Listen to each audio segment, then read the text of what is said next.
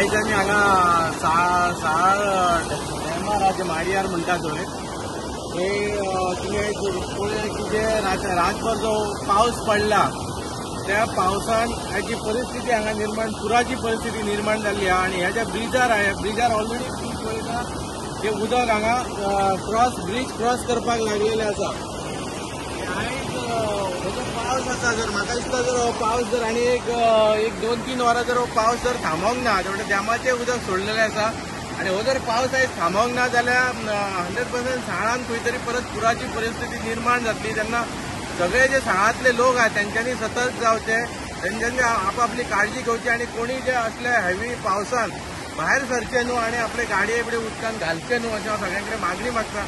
आणि हेचेर जशे मामलेदार आहा जशे डेप्युटी कलेक्टरान आहा त्यांच्यानी हे जे उदक भरता हेचेर मातशें सिरियसली इश्यू घेवन तरी सगळी वेवस्था त्यांच्यानी करपाक जाय ज्या अजून कोणाक त्रास जावचो न्हू।